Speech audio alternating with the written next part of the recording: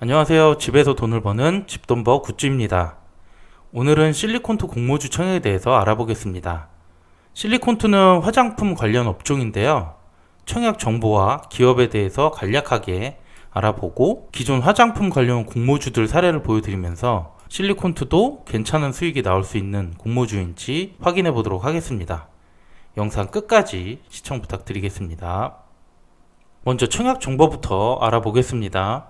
수요 예측은 오늘까지 진행을 하면 청약 전일인 다음주 월요일에는 나올 것 같습니다. 청약은 다음주 화요일부터 수요일 이틀간 진행하고요. 환불은 3일 뒤인 금요일에 받을 수 있습니다. 다음주 일정 한번 전체적으로 체크를 해볼게요. 바이오 플러스와 신한 스펙이 월요일부터 화요일 청약을 하고요. 그리고 오늘 중에는 수요 예측 결과가 나올 것 같아서 이건 저녁쯤에 영상 올려보도록 하겠습니다. 그리고 실리콘투 청약 기간에는 프롬바이오 S&D도 청약을 합니다. 수요 예측 결과가 월요일에는 같이 나올 것 같고요. 이때 같이 비교해서 영상 추가로 올리도록 하겠습니다. 그리고 실리콘투 주관사는 삼성증권 미래에셋인데요. 삼성은 청약 전일까지 계좌 개설을 해야 되고 미래는 비대면으로 개설하면 청약 기간에도 참여가 가능합니다. 공모 가격은 23,800원에서 27,200원이고 공모 규모는 400억 원 정도 모집할 예정입니다. 증권사별 배종수를 보시면 삼성이 60%로 많고요. 미래가 나머지 40%를 배정받게 됩니다. 두 증권사 모두 메인 증권사이기 때문에 주식 계좌가 많을 거예요. 그래서 기관 수요 예측 결과가 좋다고 하면 경쟁률이 매우 높지 않을까 예상해 봅니다. 실리콘투의 유통 가능 물량도 체크해 볼게요. 지금 전체 지분의 27.4%가 이제 유통이 될 수 있는데요. 다음 주 청약하는 공모주 중 물량이 가장 적습니다. 다만 소액주주가 한 16% 정도 있기는 하지만 그래도 30% 미만의 유통 물량이라서 상장일 수급이 좋을 수 있습니다. 하지만 기존 화장품 관련 공모주 사례를 보면 조금 우려되는 부분이 있어요. 그래서 이거는 영상 후반부에 이어서 설명을 드리도록 하겠습니다. 그럼 실리콘투 기업에 대한 얘기를 쉽고 간단하게 하고 넘어갈게요. 이거 얼마 안 걸립니다. 기본적인 부분은 꼭 알고 가셔야 되니까요. 실리콘투는 화장품 제조 쪽은 아니고 글로벌 시장의 제품 마케팅 및 판매를 전문적으로 하는 기업입니다. 자체 보유하고 있는 이커머스 플랫폼 스타일 코리안이라는 이 사이트에서 K-뷰티를 위주로 판매를 하고 있어요. 특히 아시아 쪽 시장에 적극 진출해 있기 때문에 이렇게 국내 아이돌 그룹이 모델로 나오고 있습니다.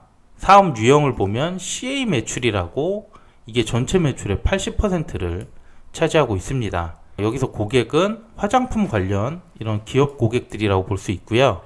실리콘투가 그들의 제품을 브랜딩을 해주고 플랫폼에서 판매까지 하는 방법으로 매출이 나오고 있습니다. 그러니까 단순 판매뿐만 아니라 현지 인플루언서나 유튜버를 발굴을 해서 신제품 홍보도 하고 콜라보레이션을 진행하는 등 다양한 마케팅까지 해준다는 것이죠. 이게 실리콘투의 가장 강력한 강점이라고 할 수 있겠습니다. 재무실적도 한번 보겠습니다. 2018년 이후로 매출이 빠르게 성장을 하고 있습니다. 특히 올해는 이미 전년도 매출의 65%를 달성한 상황이고요. 이대로 하반기 매출이 이어진다면 처음으로 1000억 달성을 눈앞에 두고 있습니다. 그리고 단기 순이익도 100억 돌파가 된다면 역시 전년 대비 100% 증가하는 거기 때문에 성장 속도는 매우 좋은 기업이라고 볼 수 있습니다. 그럼 지금부터 오늘 핵심이 될 공모주 사례를 비교해 보겠습니다. 화장품 관련 공모주는 이전에도 몇 개가 있었는데요. 그 중에 최근 1년 내에 상장한 공모주를 뽑아봤습니다. CNC 인터내셔널은 올해 5월 달에 청약을 했고요. 선진 뷰티 사이언스는 올해 1월 달에 청약을 했고 NFC가 작년 11월에 청약을 진행을 했습니다. 시가총액은 모두 1000억에서 2000억 사이로 거의 규모는 비슷해 보이는데요. 이들 모두 화장품이나 화장품 소재를 이제 판매하고 생산하는 기업이라서 실리콘투와 100% 일치하지는 않습니다. 하지만 화장품 수요와 모두 연관 있는 기업들이라 비교해보면 좋을 것 같습니다. 이들의 공모주 결과 한번 볼게요.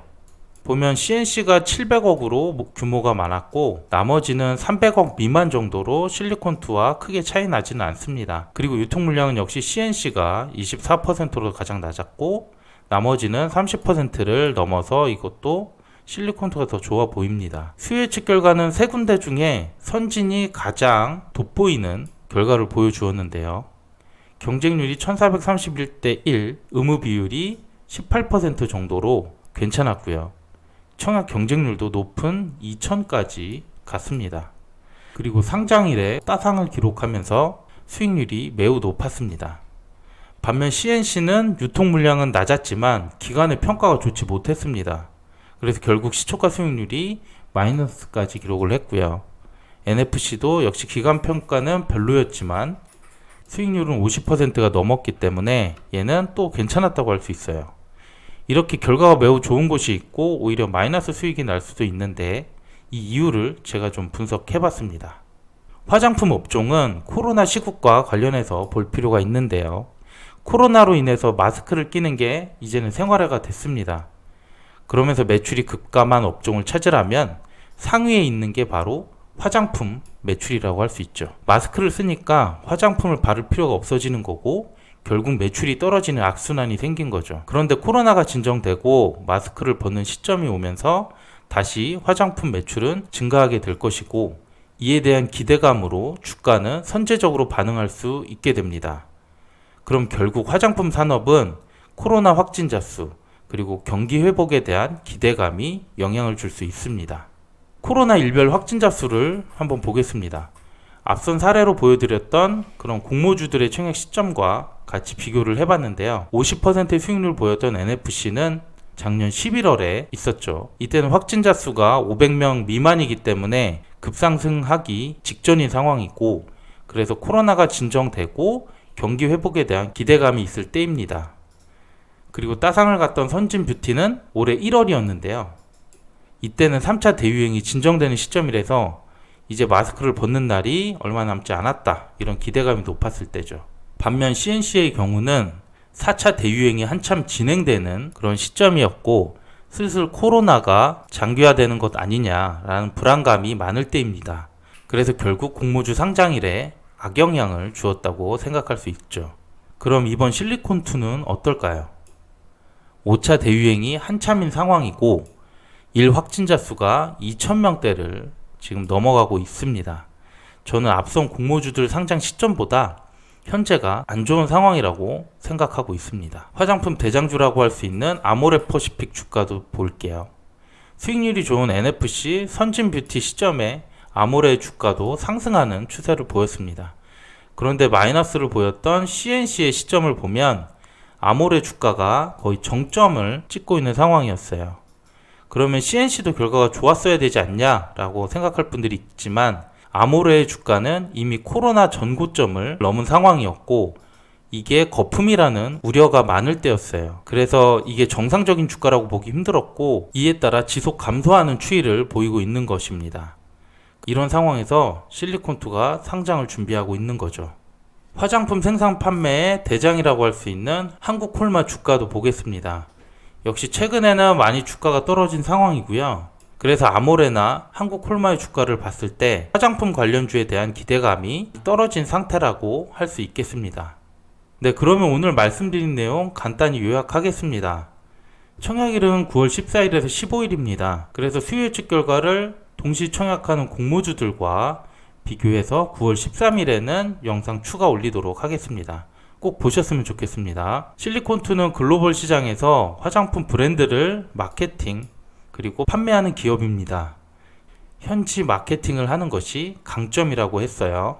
이에 따라 매출이나 수익이 빠르게 성장하고 있는 기업입니다. 그런데 최근 코로나 확진자 수가 계속 높게 유지되고 있고 화장품 관련주도 안 좋은 상황이고요. 전반적인 기대감이 떨어지는 게 사실입니다. 그리고 과거 공모주들을 봤을 때 이런 시점에는 상장일 수익률이 나쁠 수가 있습니다. 잘 판단을 해야 될 필요가 있을 것 같네요. 그래서 저는 기관의 수요 예측 결과가 매우 중요하다라고 생각을 하고요. 현재 상태로는 균등도 우려가 되는 공모주라고 생각이 듭니다. 다음 주 월요일 결과를 보면서 제 구체적인 의견은 다시 말씀을 드리도록 하겠습니다. 제가 준비한 내용은 여기까지고요. 오늘도 내용이 괜찮았다면 구독과 좋아요 꼭 부탁드립니다. 감사합니다.